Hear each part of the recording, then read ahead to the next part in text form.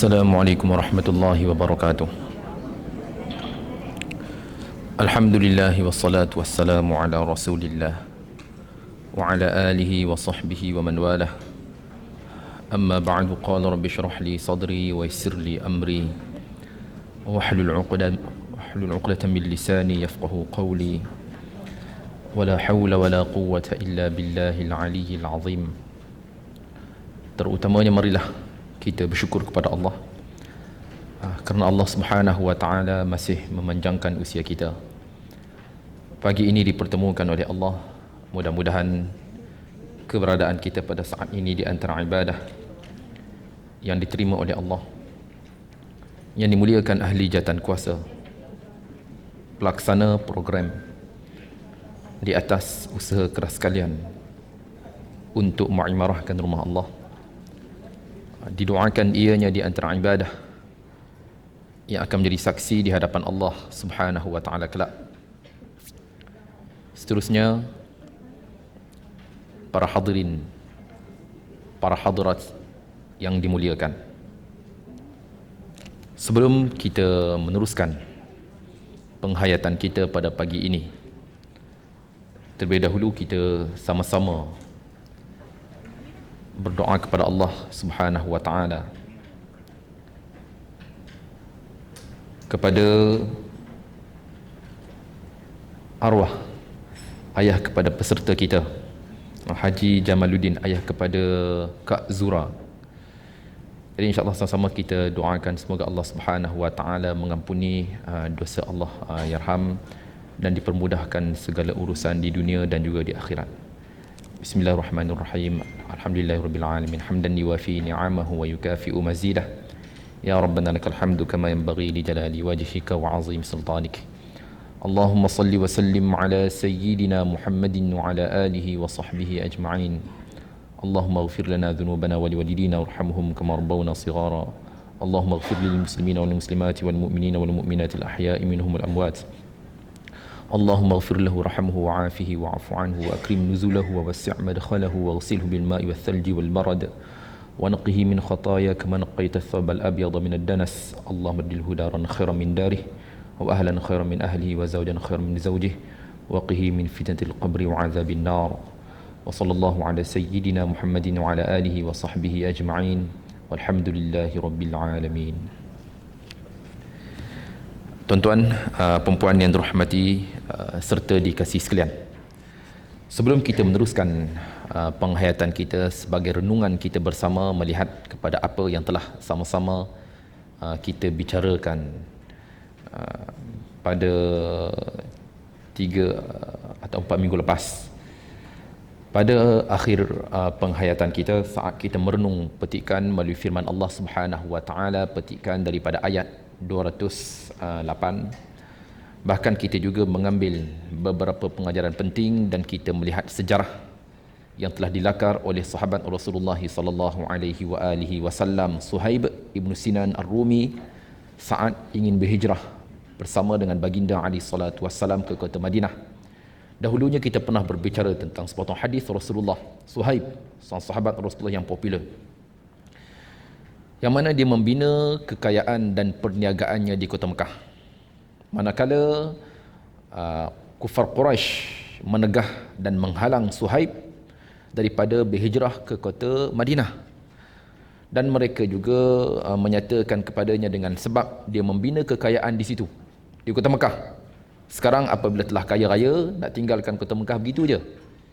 Jadi mereka mengarahkan kepada Suhaib, dan di antara pandangan daripada Suhaib, seperti mana dia telah membina kekayaan dan perniagaan di kota Mekah, dia ingin meninggalkan segala-galanya harta yang dimiliki oleh beliau di kota Mekah hanya kerana ingin berhijrah bersama dengan baginda alaihi salatu wassalam, dan kufar Quraisy menerima tawaran yang telah ditawarkan oleh Suhaib. Manakala Suhaib di antara sahabat Rasulullah sallallahu alaihi wasallam yang berhijrah secara terang-terangan selepas beliau menyedekah ataupun memberi segala keseluruhan harta bendanya kepada kufar Quraisy Mekah. Ini di antara satu sejarah yang hebat yang telah dilakar oleh sahabat Rasulullah Suhaib hanya kerana ingin berhijrah ke kota Madinah sanggup dia meninggalkan harta bendanya di kota Mekah kerana menyahut seruan agama. Tuan-tuan, perempuan rahmat sekalian, dan ini di antara satu cara hidup yang baik ditunjukkan oleh sahabat Rasulullah sallallahu alaihi wasallam.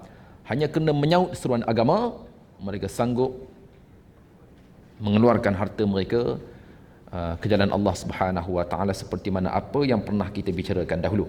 Tuan-tuan, perempuan yang dirahmati sekalian. Jadi sebelum kita sama-sama membaca petikan daripada ayat 208, saya minta kepada tuan-tuan perempuan supaya kita buka kitab kita, kitab hijau. Saya lupa maklumkan, ialah lama tak datang. Memang hari ini saya berhasrat untuk membaca kitab kita. Ustaz, kenapa tak cerita awal? Bila kami bawa, Ustaz tak baca. Bila kami tak bawa, Ustaz baca. Macam mana cerita? Kenapa tak cerita awal? Memang saja saya tak cerita. Supaya tuan-tuan perempuan dalam keadaan bersedia. Okey. Okey tuan-tuan. Kita lihat muka surat 91. Muka surat 91 dahulu kita pernah diutarakan dengan beberapa persoalan mengenai sujud tilawah. Mengenai sujud tilawah nanti kita akan ceritakan dan kita akan bicarakan permasalahan ini insya-Allah. Kita lihat muka surat 91. Sebaiknya muka surat ataupun tajuk yang pernah kita bicarakan tuan-tuan, kita tanda. Kita tulis sikit atasnya. Tajuk ni dah baca, ini dah kita ambil, supaya tidak bertindih pembacaan kita insya-Allah. Terus kita pergi muka surat 91. Hari ini tajuk baru. Juga berkait dengan sujud tilawah, melihat kepada persoalan kita insya-Allah. Terus kita pergi muka surat 91. Okey, muka surat 91. Bacaan sujud at-tilawah. Bacaan sujud at-tilawah. Di sini ada beberapa persoalan yang ingin saya timbulkan melihat kepada penghayatan kita sebentar nanti. Adakah disunatkan kepada seorang yang mendengar Al-Quran sedang pembaca Al-Quran tidak sujud? Adakah disunat kepadanya untuk sujud sedangkan pembaca Al-Quran itu tidak sujud? Boleh faham soalannya tuan-tuan? Adakah disunatkan kepada pendengar sujud tilawah saat dia mendengar bacaan yang dibaca oleh pembaca Al-Quran itu sedangkan pembacanya tidak sujud? Boleh faham? Berbelit bahasa Ustaz. Pendek kata tuan-tuan faham lah. Itu soalan yang pertama. Manakala soalan yang kedua, adakah di sana terdapat gantian sekiranya kita terhalang daripada sujud at-tilawah? Macam kita duduk sekarang lah, kita duduk, kita tak boleh sujud, kita baca pada ayat sujud tilawah, kita tak boleh nak sujud. Boleh ke tak di sana ada bacaan tertentu ataupun ada gantian yang lain daripada kita sujud? Ada tak Ustaz? InsyaAllah kita akan bicarakan dua masalah ini insyaAllah. Okay, terus kita pergi muka surat 91. Kata pengarang, bacaan sujud at-tilawah, sujud tilawah. Sujud tilawah artinya sujud bacaan, iaitu sujud yang disunatkan bagi orang yang membaca sampai kepada ayat-ayat sajdah, yakni sujud. Di dalam Al-Quranul Karim terdapat 15 ayat sajdah yang disunatkan bagi orang yang membacanya dan mendengarnya melakukan sujud satu kali, sama ada dalam sembahyang atau di luar sembahyang. Sekiranya pembacanya tidak sujud, yang mendengar tidak pula disunatkan sujud. Ini poinnya, nanti saya akan ceritakan. Sekiranya pembacanya tidak sujud, yang mendengar tidak pula disunatkan sujud. Ya betul, kita dengar selama ni, saya dengar orang baca dalam radio sebagai contoh, ayat sujud tilawah. Saya tak sujud, saya sujud. Di sini kata pengarang, tidak pula disunatkan sujud. Betul tuan-tuan. Hal ini terdapat dalam hadis baginda alaihi salatu wasallam, diriwayatkan daripada Zaid bin Thabit radhiyallahu taala anhu saat dia membaca surah An-Najm. Petikan daripada juzuk 27. Surah Najm. Pada ayat sujud tilawah, dia tak sujud. Manakala Rasulullah juga mendengar bacaan daripada Zaid itu tidak sujud. Zaid tak sujud, Zaid pembaca. Rasulullah mendengar. Manakala baginda alaihi salatu wasallam juga tidak sujud dengan sebab bacaan yang dibaca oleh pembaca tadi, dia tidak sujud saat dia membaca ayat itu. Ini melihat kepada hadis yang diriwayatkan oleh Zaid Ibn Thabit radhiyallahu taala anhu, dan kisah ini berlaku kepada Zaid dalam kisah yang terkenal. Boleh faham tuan-tuan? Boleh. Maknanya bila kita dengar orang baca, dia tak sujud, jadi tidak disunatkan kepada kita untuk sujud, melihat kepada hadis yang diriwayatkan oleh Zaid bin Thabit. Walaupun di sana ada pandangan yang lain, cuma kita ingin berbicara mengenai pandangan yang dikemukakan tadi. Itu menjawab kepada persoalan yang pertama.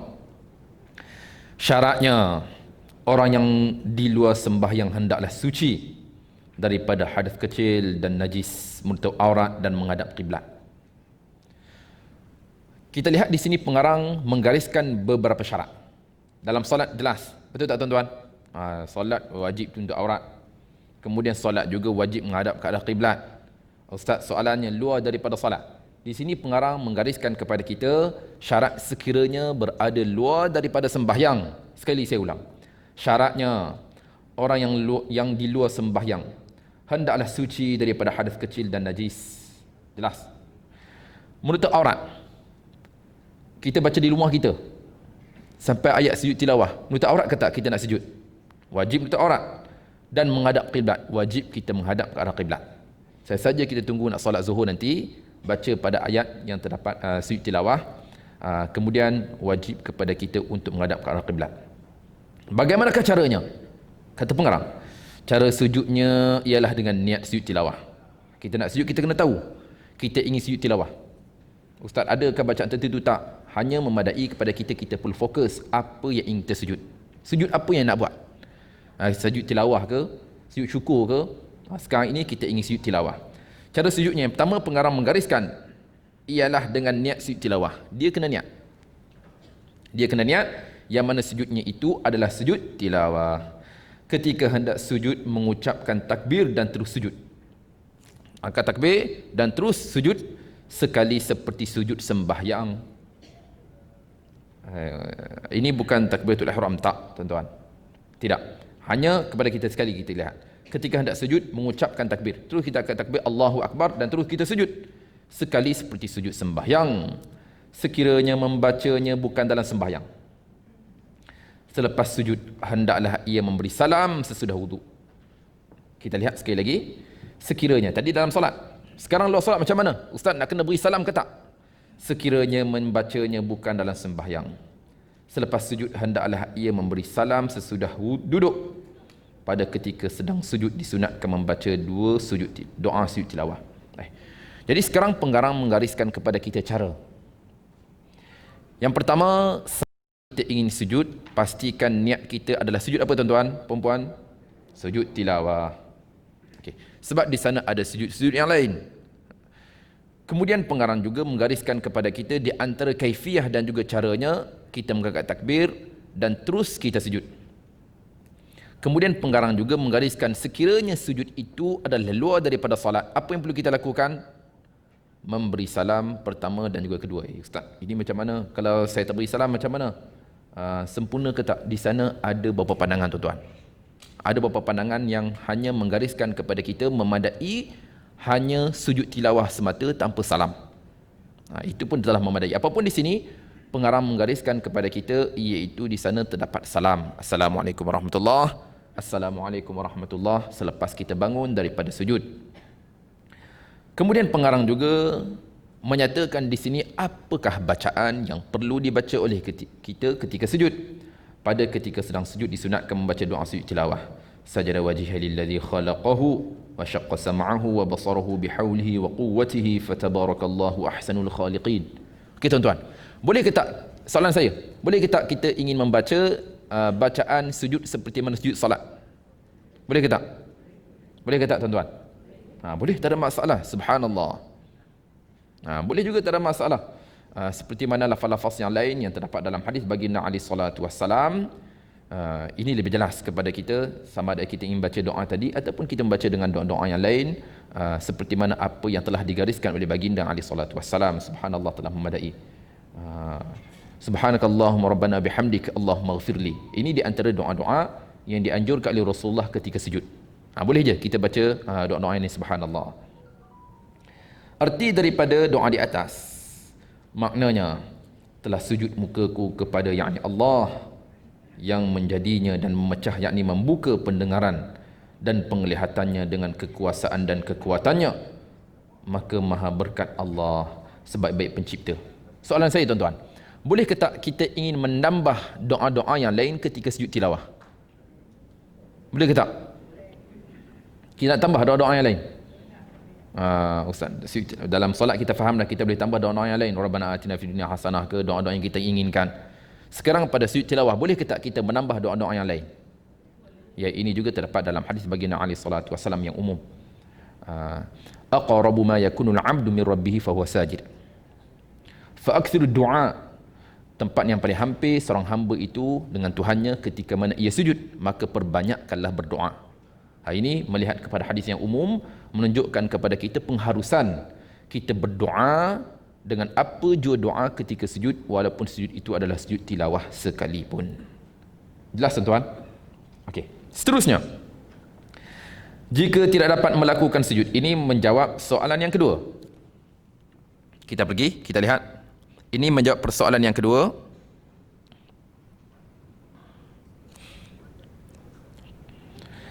Jika tidak dapat melakukan sujud kerana berhadas kecil atau tidak menutup aurat dan juga keuzuran yang lain. Tak kira lah sama ada kita sedang duduk sekarang ataupun kita atas kenderaan sambil kita baca Al-Quran, kemudian melalui ayat-ayat sujud sajdah. Jika tidak dapat melakukan sujud kerana berhadas kecil atau tidak menutup aurat dan juga keadaan yang lain menghalang daripada ia sujud, maka sebagai gantiannya bacalah tasbih ini, subhanallahi walhamdulillahi wala ilaha illallah wallahu akbar. Okey tuan-tuan. Jadi di sini pengarang menyatakan kepada kita, menjawab soalan yang kedua. Sekiranya kita tidak mampu untuk sujud dengan sebab yang menghalang, pengarang juga menggariskan kepada kita, memadai kepada kita dengan kita membaca doa tadi, dengan kita memuji Allah Subhanahu wa taala. Di sini ada sedikit masalah. Apa masalahnya tuan-tuan? Masalahnya melihat kepada gantian ini. Tadi tuan-tuan kata, perempuan kata, boleh ganti Ustaz, di sana ada bacaan yang lain sekiranya kita terhalang daripada kita sujud. Okey tuan, di sini ada sedikit masalah. Saya ingin mengetengahkan masalah ini. Sekarang kita bersepakat atas pensyariatan sujud tilawah. Betul tak tuan-tuan? Semua kita sepakat. Saya, tuan-tuan, perempuan, mereka yang bersama dengan kita di udara juga bersetuju dan bersepakat atas pensyariatan sujud tilawah. Kita setuju. Hal ini bersesuaian dengan hadis yang diriwayatkan oleh baginda alaihi salatu wasallam, dikeluarkan oleh Imam Muslim rahimahullahu taala, "Idza qara'a ibnu Adam as-sajdata fasajada, i'tazala asy-syaitanu yabki yaqulu ya wailah, umira ibnu Adam bis-sujudi fasajada falahul jannatu, wa umirtu bis-sujudi fa abaitu falin-nar." Hadis diriwayatkan oleh Imam Muslim rahimahullah daripada Abu Hurairah radhiyallahu taala anhu, yang mana pernah ia berkata, Rasulullah sallallahu alaihi wa alihi wasallam. Ini di antara kelebihan kita sujud tuan-tuan. Di antara kelebihan kita sujud. Apabila anak Adam itu membaca sajdah, maka dia sujud. Ayat sajdah dia sujud. Saat itu syaitan meninggalkannya. Syaitan tinggalkan dia tadi, lantas syaitan menangis. Syaitan menangis bila tengok kita sujud. Lalu dia berkata, alangkah celakanya, disuruh anak Adam untuk sujud, maka dia sujud, baginya syurga. Manakala aku disuruh untuk sujud, keenggananku untuk sujud, bagiku neraka. Ini kata Iblis. Jadi hadis ini menunjukkan kepada kita atas pensyariatan sujud tilawah. Kita sepakat atas pensyariatannya. Saat kita sujud, syaitan menangis dan meninggalkan kita. Ini jelas. Dan kita bersepakat, manakala di sini ada masalahnya, adakah di sana gantian yang lain sekiranya kita terhalang daripada sujud tilawah? Ada ke tak gantian yang lain? Tadi pengarang kata ada gantiannya Ustaz, dengan kita membaca subhanallah walhamdulillah wala ilaha illallah wallahu akbar. Ada lagi bacaan wala haula wala quwata illa billahil aliyyil azim. Okey tuan-tuan. Adapun perkara ini tidak terdapat dalam hadis baginda alaihi salatu wasallam. Tak ada. Jadi sekarang Ustaz, bila kita mengaitkan di sana adanya bacaan gantian daripada pensyariatan itu, secara tidak langsung ia termasuk dalam hukum agama? Ya. Bila sebut sandaran kepada agama, secara tidak langsung ianya memerlukan kepada sandaran yang jelas. Jadi Ustaz, bila kita buat juga, adakah ianya dikira sebagai bid'ah? Ya, ini masalahnya. Kata Imam An-Nawawi rahimahullahu ta'ala tuan-tuan, Perempuan rahmati sekalian melihat kepada hadis baginda alaihi salatu wassalam, man ahdatha fi amrina hadza ma laysa minhu fa huwa raddun. Siapa yang mengadakan sesuatu urusan mengenai ini sedangkan tidak ada sandaran baginya, siapa yang mengadakan sesuatu pada urusan kami ini tidak seperti mana apa yang terdapat itu, maka ia yang ditolak. Hadis ini jelas. Kata Imam An-Nawawi rahimahullahu taala, hadzal hadis qa'idatun 'azimatun min qawa'idil Islam. Adapun hadis ini adalah kaedah yang yang hebat, yang luas daripada kaedah-kaedah tertegaknya agama Islam. Dan ianya juga di antara kesempurnaan ungkapan daripada baginda alaihi salatu wassalam. Maka hadis itu juga menunjukkan kepada kita dengan nyata menolak perkara yang diada-adakan dalam urusan agama. Oh, jadi sekarang ni Ustaz boleh dikaitkan ianya dengan bid'ah lah ungkapan kita tadi. Tuan, tak habis lagi ceritanya. Di sana pernah persoalan dibangkitkan kepada Imam Ibn Hajar Al-Haytami. Imam Ibn Hajar adalah seorang imam dalam mazhab kita. Mazhab Imam Syafi'i rahimahullahu ta'ala. Pernah dibangkitkan soalan kepada dia. Apa soalannya? Inda tarki sujudi li'ati sajdati li hadathin aw ajzin 'ani sujud. Ketika mana terpaksa meninggalkan sujud tilawah dengan sebab hadas ataupun keuzuran yang lain daripada sujud. Orang pernah tanya dia, Imam macam mana ni? Tertegah daripada sujud. Tilawah sama ada hadas ataupun keuzuran yang lain. Macam mana, apa yang perlu dilakukan? Maka dia berkata, inna dzalika la aslalah. Sesungguhnya pada demikian itu tidak ada asalnya. Faham tak tuan-tuan? Apa yang kita faham? Gantian daripada sujud tilawah itu dengan sebab keuzuran tidak ada asal dalam agama. Tak ada asas. Tak ada sandaran daripada baginda alaihi salatu wassalam. Bal yukrahu lahu dzalika in qasada al-qira'ata li'annahu lam yarid fihi syai'un. Bahkan kata Imam Ibn Hajar Al-Haytami, bahkan tertegah demikian itu. Ditegah, tak boleh buat. Sekiranya dia berhasrat dengan bacaan itu, jangan. Kerana sesungguhnya tidak terdapat nas, tidak terdapat pembuktian sesuatu pun. Maknanya tidak terdapat gantian ataupun nas, gantian apa yang kita baca. Kita tertegah sekarang untuk sujud tilawah. Kata secara ringkas, kata Imam Ibn Hajar tadi, perkara ini tidak ada nas. Maka sesungguhnya demikian itu tidak ada asal. Maknanya tidak ada nas yang menyokong apa yang kita lakukan.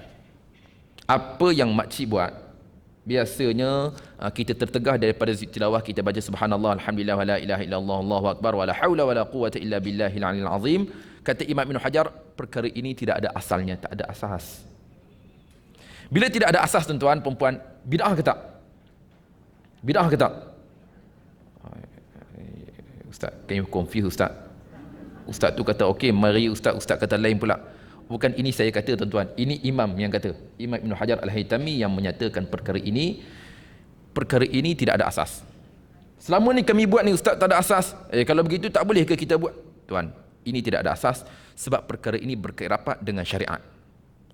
Berkait rapat dengan syariat. Sujud tilawah itu syariat. Jadi sekarang kita mendatangkan sesuatu ganti daripada syariat, tuan, mesti dikuatkan dengan syariat. Ini sandaran yang jelas. Sekarang tidak ada sandaran yang menguatkan apa yang tuan lakukan, secara tidak langsung perkara ini ditolak, tuan. Tak boleh. Tak boleh. Kenapa? Kita kembali semula kepada hadis yang dibaca oleh kita di awal tadi, yang mana Zaid ibn Thabit radhiyallahu taala anhu. Tuan-tuan, saat dia membaca surah An-Najm, terdapat pada surah itu ayat sajdah. Dia tak sujud. Rasul sujud ke tak? Rasulullah sujud ke tak tadi? Adakah Rasulullah membaca bacaan yang lain ganti daripada sujud? Tak juga. Hadis ini menguatkan pembuktian tidak diharuskan kepada kita mendatangkan sesuatu gantian daripada sujud yang tidak mampu untuk kita kerjakan. Kenapa? Sebab sujud itu hanya disunatkan sahaja, tuan, puan, makcik. Sujud itu hanya disunatkan sahaja, bukan diwajibkan. Bila sebut sunat, diharuskan kepada kita untuk kita meninggalkan, apatah lagi saat yang menghalangi kita. Jelas, tuan-tuan? Jelas? Jelas? Okey, kita kembali semula kepada persoalan yang kedua tadi. Ini kita ingin mengetengahkan pandangan tadi. Adakah di sana gantian sekiranya kita terhalang daripada sujud tilawah saat kita membaca ayat yang terdapat padanya sujud tilawah. Ada gantian ke tak? Ada gantian ke tak tuan-tuan? Perempuan, ada gantian ke tak? Tuan-tuan perempuan okey tak ni? Okey. Ada gantian ke tak? Tak ada melihat kepada pandangan Imam Ibn Hajar sebab perkara ini dikaitkan dengan syariat Ustaz. Bila sebut dikaitkan dengan syariat Ustaz, mesti dikuatkan dengan Al-Quran ataupun sunnah baginda alaihi salatu wassalam. Sekarang perkara ini tertegah Ustaz. Kita buat. Jadi kepada kita sekiranya tertegah, apa yang perlu kita lakukan tuan-tuan? Hanya kita meneruskan bacaan semata. Teruskan sahaja bacaan tanpa kita datangkan dengan bacaan-bacaan yang lain. Jadi sekarang Ustaz bertentangan dengan pandangan pengarang lah Ustaz. Ya, kita sedikit keluar daripada pandangan itu. Kita keluar sedikit daripada pandangan tadi untuk kita mengetengahkan pandangan-pandangan yang lain yang lebih baik bagi kita kerana ini termasuk di dalam syariat. Okey. Kembali kita merenung pandangan ini tuan-tuan. Kembali. Di dalam Al-Quran, kembali semula kepada penghayatan kita. Di dalam Al-Quran, soalan Ustaz, kalau masuk soalan periksa ni Ustaz, kita nak jawab apa? Ustaz, masuk soalan periksa ni Ustaz, kalau masuk soalan lah, macam mana? Adakah di sana gantian sekiranya seorang itu terhalang daripada sujud tilawah? Apa yang kami nak jawab Ustaz? Nak jawab dalam kitab ke yang Ustaz cerita tadi? Saya lebih mengetengahkan apa yang dibicarakan oleh saya tuan-tuan. Bukan dalam kitab lah, kita keluar sedikit daripada perbicaraan kita. Di dalam Al-Quran bersama Uthmani terdapat garisan melintang terletak di atas atau di bawah beberapa kalimah tertentu, menunjukkan kalimah tersebut memberi peringatan tunduk sujud kepada Allah Subhanahu wa taala. Maka pembaca dan pendengar disunatkan melakukan sujud. Tadi kita ada cerita syarat di atas tadi Ustaz, kita nak sujud pastikan pembaca itu sujud. Dia baca, kita sujud. Okey, dalam solat kita tuan-tuan, dalam solat imam baca sujud tilawah, kemudian imam sujud lah ayat sujud tilawah, jadi imam sujud, kita di belakang tak sujud, macam mana? Macam mana tuan-tuan? Batal ke tak solat kita? Tadi kita follow imam. Ya Ustaz, ini terkeluar Ustaz, kita dah langgar imam. Jangan. Bila kita bersama dengan imam dalam solat wajib. Kemudian bila kita di luar daripada solat, pembaca sujud, kita macam mana? Wajib sujud ke ataupun disunatkan sujud sahaja? Ya, disunatkan sujud semata. Syarat seperti mana apa yang dikemukakan oleh pengarang tadi. Kemudian, okey tuan-tuan, ada nota kaki sedikit lah, boleh kita baca sebagai renungan kita. Nota kaki di bawah, sebagai renungan, boleh kita baca. Bacaan doa sujud tilawah ini diriwayatkan oleh Imam Abu Daud, At-Tirmizi dan An-Nasa'i daripada Aisyah radhiyallahu taala anha. Imam Al-Hakim dan riwayatnya menambahkan fatabarakallahu ahsanul khaliqin. Al-Hakim menjelaskan bahawa riwayat tambahan ini sahih menurut syarat Imam Al-Bukhari dan Muslim. Dalam riwayat Imam Muslim daripada Ali bin Abi Talib radhiyallahu taala anhu ditambah kalimah wasawwarahu selepas kalimah khalaqahu. Bacaan ini adalah sebahagian bacaan pada sujud salat.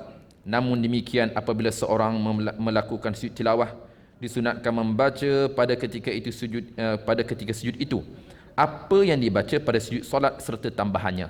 Jelas tak tuan-tuan? Sekali saya ulang. Satu info yang baik kepada kita. Sekali saya ulang. Dalam riwayat Imam Muslim daripada Ali bin Abi Talib radhiyallahu taala anhu ditambah kalimah wasawwarahu selepas kalimah khalaqahu. Bacaan ini adalah sebahagian bacaan pada sujud solat. Namun demikian, apabila seseorang melakukan sujud tilawah, disunatkan membaca pada ketika sujud itu apa yang dibaca pada sujud solat serta tambahannya. Jelas ke tak? Jelas. Maknanya Ustaz, ketika mana sujud tilawah, boleh ke tak kita baca doa-doa yang lain? Boleh ke tak? Boleh. Boleh ke tak kita baca seperti mana sujud biasa kita? Wiridnya subhanallah, subhanakallahumma rabbana bihamdika allahumma ghafirli, kita doa-doa dengan doa yang lain, boleh ke tak? Boleh Ustaz. Ini melihat kenyataan daripada Imam An-Nawawi rahimahullah dalam kitab Azkar. Kita lihat muka surat 92. Muka surat 92, tanda mihrab, masjid, tempat berhenti bacaan dan melakukan sujud. Ini mudah aja. Kita tengok dalam Al-Quran ada tanda-tanda dan simbol-simbolnya. Contoh, wa idza quri'a 'alaihimul Qur'an la yasjudun. Dalam Al-Quran, Mushaf Brunei Darussalam menggunakan tanda ini untuk maksud tempat berhenti bacaan dan melakukan sujud. Contoh, wa idza quri'a 'alaihimul Qur'anu la yasjudun. Ini simbol je, simbol yang berbeza. Di ruang tepi muka Al-Quran Rasam Uthmani ada diberi tanda keterangan sajdah seperti di bawah. Kita boleh lihat dalam Al-Quran yang ada di tangan kita, ada tanda dan juga simbolnya. Contoh, kita lihat simbol-simbol di bawah, juga terdapat tanda sajdah serta tanda hizb ke-28 pada surah An-Nahl ayat 50. Kemudian kita lihat lagi simbol-simbol di bawah dan tanda sajdah serta tanda 1/4 hizb ke-34 pada surah Al-Hajj ayat 18. Dan kita lihat simbol-simbol di bawah. Okey. Tuan-tuan, perempuan ini sebagai penghayatan kita, saat kita melihat simbol-simbol menyatakan ini, saya yakin ianya difahami oleh tuan-tuan perempuan yang dirahmati sekalian. Kemudian kita lihat muka surat 93. Muka surat 93, di dalam Al-Quran Rasam Uthmani terdapat 15 ayat sajdah. Berapa tempat tuan-tuan? 14 ke 15? 14 ke 15? Kita lihat nota kaki di bawah. Menurut pandangan mazhab Syafi'i dan Hanbali, ayat sajdah atau sujud tilawah ada 14 tempat sahaja. Sekali saya ulang tuan-tuan. Ustaz, pengarang kata 15. Kita lihat nota kaki di bawah tuan-tuan. Nombor 1. Menurut pendapat mazhab Syafi'i dan juga Imam Hanbali, ayat sajdah atau sujud tilawah ada 14 tempat. Sajdah pada surah Sad ayat 38 tidak dikira sebagai sajdah.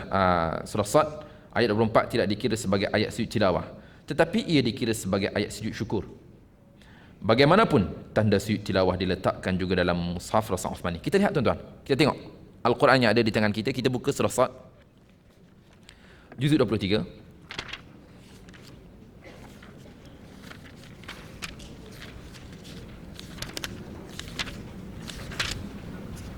Okey. Ayat 24. Muka surat 454. Muka surat 454. Kita lihat kata pengarang tadi. Kita kata pengarang kita ulang semula.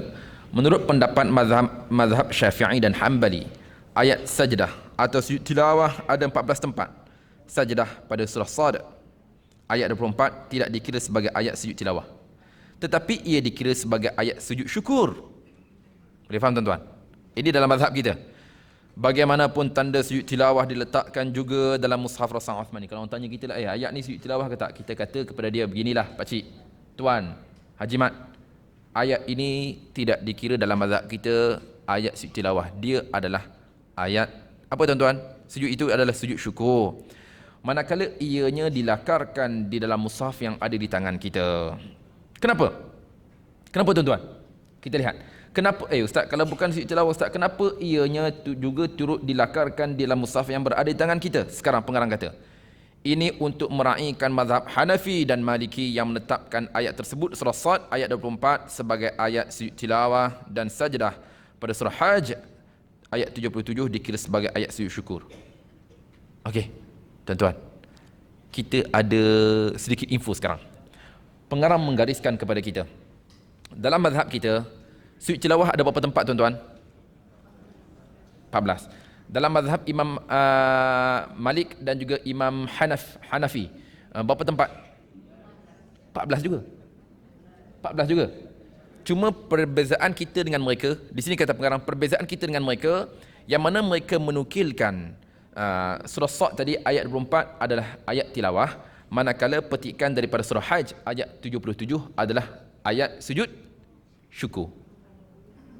Tuan-tuan perempuan faham tak? Faham tak? Ustaz ulang sekali lagi. Okey, begini tuan-tuan. Sekarang pengarang menggariskan kepada kita tempat sujud tilawah dalam Al-Quran terdapat berapa tempat? Berapa tempat semua? Berapa tempat?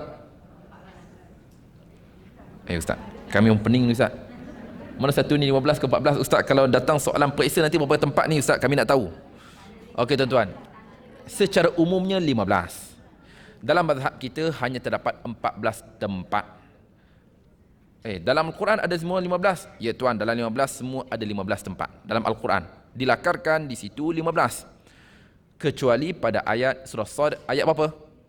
Ayat 24. diketepikan pandangan itu. Bahkan dalam mazhab kita, ayat tersebut sujudnya adalah sujud apa? Sujud syukur. Manakala di sana melihat kepada pandangan Imam Malik dan juga Imam Hanafi, di sisi mereka berapa tempat sujud dalam Al-Quran? 14 juga. Cuma perselisihan kita dengan mereka, mereka kata ayat 24 surah Sad adalah ayat apa? Sujud apa? Sujud tilawah. Manakala petikan daripada surah Al-Hajj ayat 77, sujudnya adalah sujud syukur. Manakala dalam mazhab kita surah Al-Hajj ayat 77, sujudnya adalah sujud apa? Sujud tilawah. Boleh faham tuan-tuan? Jadi sekarang pengarang ingin keluar daripada perselisihan pandangan tadi. Sebab itulah pengarang mengatakan semua apa tempat? 15 tempat. Nanti Ustaz kalau dalam periksa juga 15 tempat lah. Kalau saya suruh cerita, boleh tuan-tuan cerita perbezaan di antara keempat-empat mazhab tadi. Yang sama dengan mazhab kita, mazhab apa? Yang sama dengan kita, mazhab apa tadi? Ya, Hanbali. Yang berbeza dengan kita, mazhab apa tadi? Berbeza pada tempat ayat apa? Surah Sad ayat apa? 24. Dan juga surah Al-Hajj ayat 77. Itu je perbezaannya. Kalik je. Ini melihat sedikit info kepada kita. Kemudian kita kembali semula. Jelas tuan-tuan, jelas? Okey, jelas. Kemudian kita kembali semula kepada kitab kita. Kita kembali semula melihat kepada ungkapan pengarang. Di dalam Al-Quran Rasam Uthmani terdapat 15 ayat sajdah. Jelas. Yang disunatkan melakukan sujud tilawah. Kenapa pengarang kata 15? Sebab pengarang ingin keluar daripada perselisihan pandangan, kerana itulah yang termaktub di dalam mushaf yang berada di tangan kita, meraihkan mazhab yang lain. Turut meraihkan mazhab yang lain, jadi dinukilkan 15 tempat sujud. Bersesuaian ke-15 tempat ini juga dinukilkan dalam mushaf yang berada di tangan kita. Okey, kita lihat tempat-tempatnya. Okay, bilangan yang pertama surah Al-A'raf ayat 206. Surah Ar-Ra'd ayat 15. Surah An-Nahl ayat 49. Surah Al-Isra ayat 107. Surah Maryam ayat 58. Surah Al-Hajj ayat 18. Surah Al-Hajj ayat 77. Dalam mazhab kita, surah Al-Hajj ayat 77, sujud tilawah, sujud syukur. Sujud tilawah. Siapa yang kata sujud syukur? Maliki dan juga Hanafi. Kemudian yang ke-8 Al-Furqan ayat 60, 9 An-Naml ayat 25, 10 As-Sajdah ayat 15, 11 Sad ayat 24. Ayat 24 dalam mazhab kita ni, ayat 24 sujud apa tuan-tuan? Ya, sujud syukur. Siapa yang kata sujud tilawah di sini? Ya, Malaki ke apa? Bukan Malaki tuan-tuan. Malaki madu. Madu Malaki. Jadi Maliki dengan Hanafi. Kemudian 12 Fussilat ayat 37, 13 An-Najm ayat 62, 14 Al-Insyiqaq. Cara bacaannya dengan Hamzah Basal, Al-Insyiqaq. Jangan kita baca Al-Insyiqaq. Kita baca dengan Al-Insyiqaq. Kemudian ayat 21 Al-Insyiqaq ayat 21. Yang ke-15 Al-Alaq adalah ayat 19. Mudah je kita tulis tadi pada nombor 7 kita buat bulat sikit, nombor 7 kita buat bulat. Kemudian nombor 11 kita buat bulat untuk memudahkan kita. Kita boleh tulis sikit lah perbezaan di antara pandangan imam. Siapa yang kata sekian, siapa yang kata ayat ni ayat tilawah, siapa yang kata ayat ni adalah ayat sujud syukur. Ini melihat kepada pandangan tadi. Kemudian cuba kita jawab spontan tuan-tuan. Soalan mudah aja. Soalan-soalan di bawah. Jawab soalan-soalan berikut. Kita jangan tengok kitab. Semua tengok saya. Spontan aja. Tuan-tuan, spontan aja. Berikan pengertian sujud tilawah. Apa yang kita faham sujud tilawah? Sujud tilawah adalah sujud simbolik kita membaca Al-Quran. Sebab tilawah-tilawah ni Ustaz maknanya baca. Maknanya bila kita baca Al-Quran, di sana terdapat sujud tertentu, simbolik pada ayat-ayat tertentu. Yang kedua, terdapat beberapa ayat sajdah dalam Al-Quran yang disunatkan melakukan sujud bagi orang yang membacanya dan mendengarnya. Berapa? 15. Kalau orang tanya, umumnya 15. Kalau suruh perincikan, barulah kita perincikan. Dalam mazhab kita 14, kecuali sekian kita ceritakan. Dalam mazhab sekian-sekian, ada perinciannya. 3. Terdapat tanda menunjukkan. Terdapat apa tanda? menunjukkan satu ayat itu adalah ayat sajdah dalam Al-Quran Al-Uthmani. Ini jelas bagi kita ada simbolnya. 4. Apakah tandanya untuk berhenti bacaan dan melakukan sujud tilawah dalam Al-Quran Mushaf Brunei Darussalam? Ini perbezaan yang kita bicarakan tadi, juga melihat kepada simbolnya. Okey, jelas tuan-tuan, perempuan, sebelum kita pergi kepada bacaan kita. Sebab hari ini dua-dua slot saya tuan-tuan. Lepas rehat nanti pun saya juga. Hadap je lah walaupun bosan. Hadap je lah tuan-tuan. Tengok saya. Okey. Ya. Ada lagi? Ada soalan? Ada soalan tuan-tuan? Okey. Ya.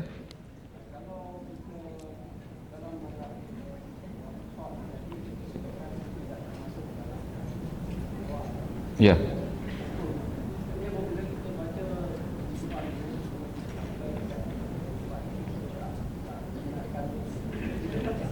Ya, satu soalan yang cukup baik. Ustaz, dalam mazhab kita kata tadi Ustaz, surah Sad ayat 24. Ini bukan di antara ayat sujud tilawah. Jadi Ustaz, jadi bila kita baca, kita ni kan penganut mazhab Syafi'i Ustaz. Imam Syafi'i rahimahullah. Bila kita lalu pada ayat tadi Ustaz, maknanya tidak disunatkan kepada kita untuk sujud ke? Satu soalan yang cukup baik. Sebab kita sekarang ni Ustaz, kita berpegang kepada mazhab Imam Syafi'i. Dalam mazhab kita Ustaz, ayat itu bukan termasuk di antara ayat sujud tilawah. Macam mana kalau saya sujud ni Ustaz, sunat ke tak? Adakah ia turut disunatkan?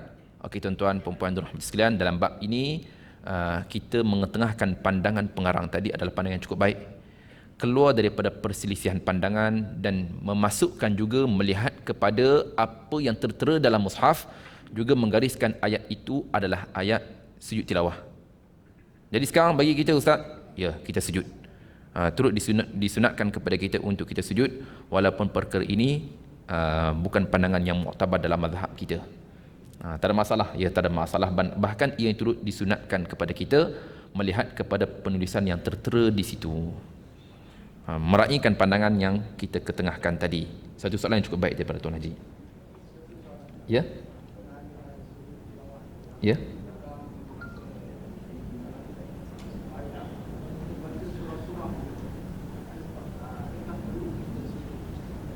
Ya, disunatkan kepada kita sekiranya kita melalui ayat sujud.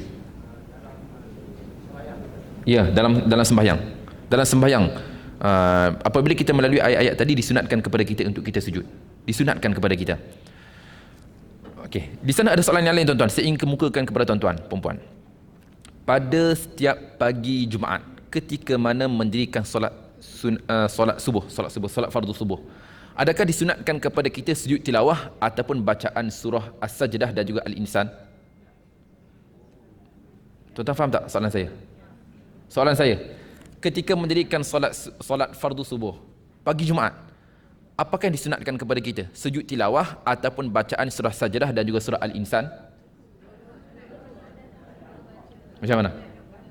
Apa yang disunatkan? Ya, betul. Yang disunatkan kepada kita adalah bacaan surah. Hari ini maaf saya sebut dalam bab ini sebab kita salah faham. Kita salah faham. Kita sangka yang disunatkan kepada kita adalah sujud tilawah. Faham tak tuan-tuan? Jadi apa yang dia buat untuk mendapat kelebihan? Katanya lah untuk mendapat kelebihan. Apa yang dia buat? Dia baca pada rakaat pertama, sebab lah kalau baca dua-dua tu panjang. Dia buat apa? Dia baca surah Sajdah, kemudian apabila melalui surah sujud tilawah tadi, dia sujud, kemudian dia bangun semula, kemudian ditambah lagi lah 1-2 ayat, kemudian dia rukuk pada rakaat yang pertama. Kemudian dia meneruskan bacaannya pada rakaat yang kedua. Ini kita maklumlah. Sebab katanya bukan kami tak nak baca semua sebab masa tak ada. Okey tuan. Sekarang tuan buat tadi, tuan perlu faham, adakah yang tuan lakukan itu sunnah Rasul? Adakah Rasulullah sallallahu alaihi wasallam buat begitu tuan? Ataupun tuan buat begitu sebab inginkan sujud tilawah? Bila kita buat begitu, kita salah faham. Kita menyangka yang disunatkan sekarang ada sujud tilawah. Bukan itu tuan. Yang disunatkan kepada kita adalah membaca kedua-dua surah tadi. Bukan disunatkan kepada kita ketika pagi. Ingat, fokus saya ketika pagi solat subuh hari Jumaat. Bukan disunatkan kepada kita fokus melihat kepada sujud tilawah itu. Kita perlu faham bacaan Rasulullah baginda membaca kedua-dua surah. Sekiranya kita inginkan kelebihannya. Kita inginkan kelebihan. Kalau saya baca juga Ustaz satu surah tadi, tuan perlu fahamlah, kita perlu membezakan. Kenapa kita baca? Adakah kita hanya inginkan sujud tilawah semata ataupun ianya melihat kepada sunnah Rasulullah? Okey. Ya.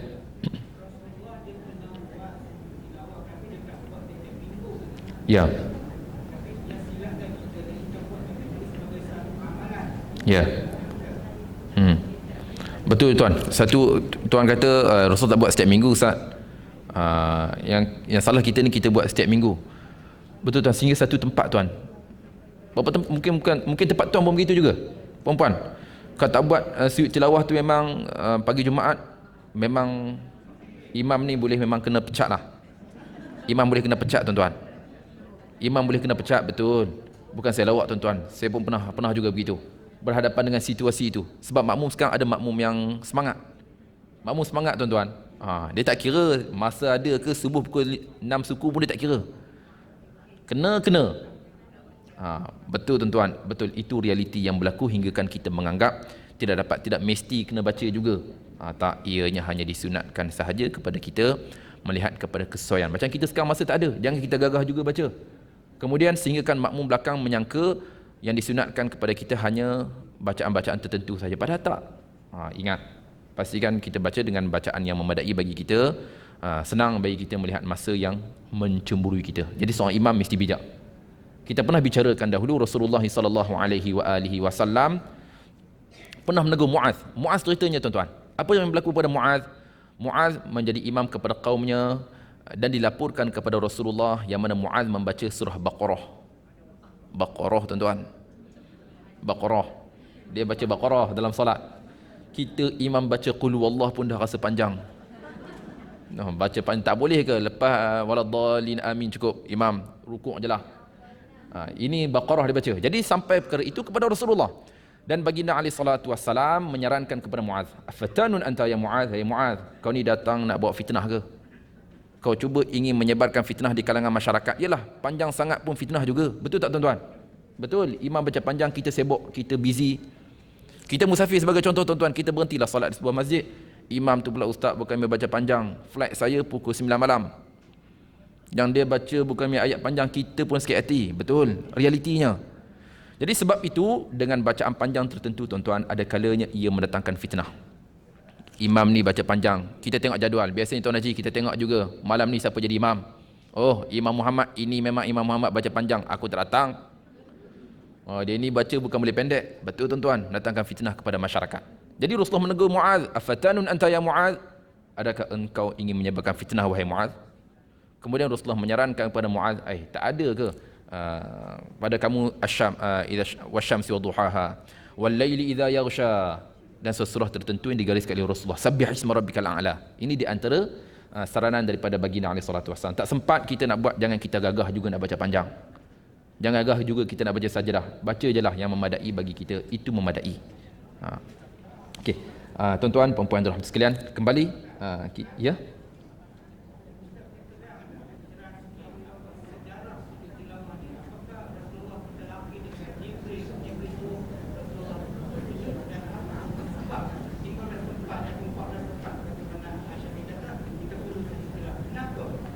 Ya, ini satu betul. Dia melihat kepada apa yang tertera ini memang betul. Ianya melihat kepada bacaan Rasulullah. Sebab itu pentingnya kepada kita tuan-tuan perempuan, kita bertalaqi Al-Quran dan kita mempunyai sanad yang jelas sehingga sampai kepada Rasulullah. Yang mana bacaan kita itu daripada guru kita. Guru kita pun dia lalu ayat tadi dia sujud. Katanya ini seperti mana apa yang ditalaqi daripada guru kepada gurunya, pada guru kepada gurunya sampai kepada Rasulullah. Dan ini juga dinamakan dengan silsilah pengriwayatan bacaan kita. Itu pentingnya. Jadi sekarang sejarahnya Ustaz, ya sejarahnya tuan-tuan perempuan melihat kepada bacaan yang dibaca oleh Rasulullah dan ditalaqi daripada para sahabat. Sahabat baca kepada Rasulullah dan mereka melihat di sana terdapat bacaan, dan anak murid kepada sahabat tadi tabi'in pun buat begitu juga sehingga sampai kepada kita kesinambungannya. Jadi melihat kepada soalan tadi Ustaz, ada sejarah yang lain. Sejarah tadi kita merenung kepada hadis Rasulullah tadi. Daripada Abu Hurairah radhiyallahu taala anhu, yang mana baginda alaihi salatu wasallam bersabda, cerita daripada iblis. Kan cerita iblis tadi. Iblis kata apa? Celaka anak Adam disuruh sujud kepada Allah apabila melalui ayat sajdah tadi. Anak Adam disuruh melalui sujud, mereka sujud, bagi mereka syurga. Aku disuruh untuk sujud, aku enggan sujud, bagi aku neraka. Jadi ayat itu adalah ayat sandaran jelas kepada kita. Di sana terdapat ayat-ayat tertentu yang mana perlu kepada kita untuk sujud tilawah. Tuan-tuan, perempuan yang dirahmati sekalian, Jadi kembali kita merenung penghayatan kita, petikan daripada tajuk kita tadi. Ada lagi soalan yang lain? Tilawah? Ya.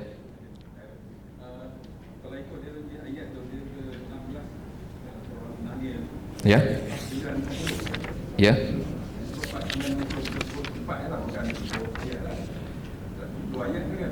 Mana surah An-Nahl? Ya betul. Okey, ini sebagai info. Bagus pada Tuan Haji. Kita lihat semula surah An-Nahl. Ya. Surah An-Nahl kata Tuan yang nombor 3 tu. Oh, okey. Kita tengok semula.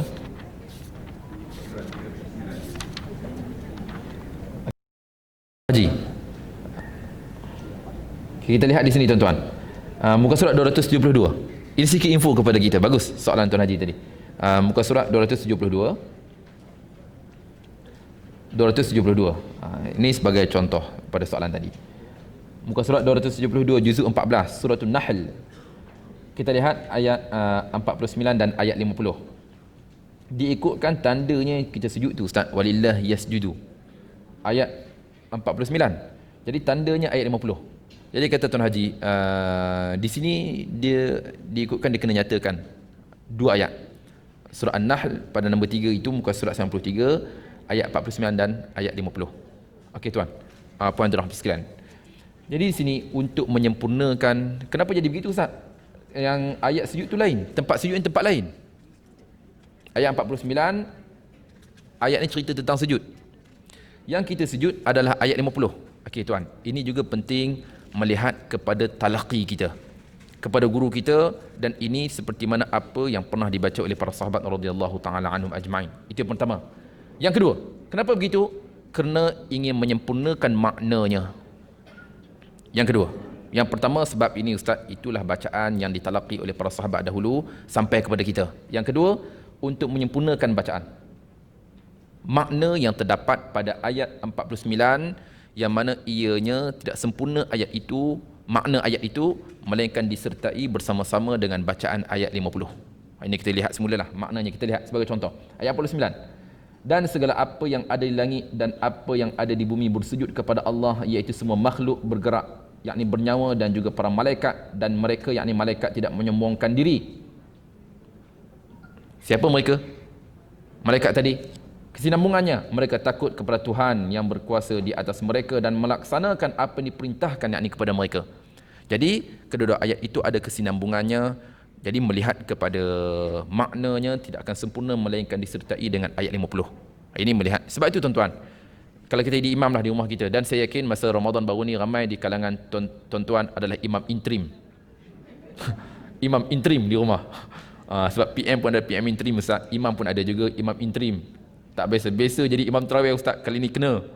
Kan tuan-tuan. Jadi Ustaz, perlu kita tahu makna jugalah, kita nak berhenti di mana? Ya. Kita nak habiskan rakaat bacaan kita, kita kena tahu penyempurnaan ataupun makna ayat tadi, supaya ianya tidak tergantung penceritaannya. Biar berhenti tu berhenti baik, cantik. Jadi yang sebaiknya Ustaz kita baca ayat lazim je lah. Ya. Ayat lazim cantik lah bagi kita. Kita baca dalam solat, sebab bila kita baca satu surah memang sempurna lah Ustaz berhentinya. Ya.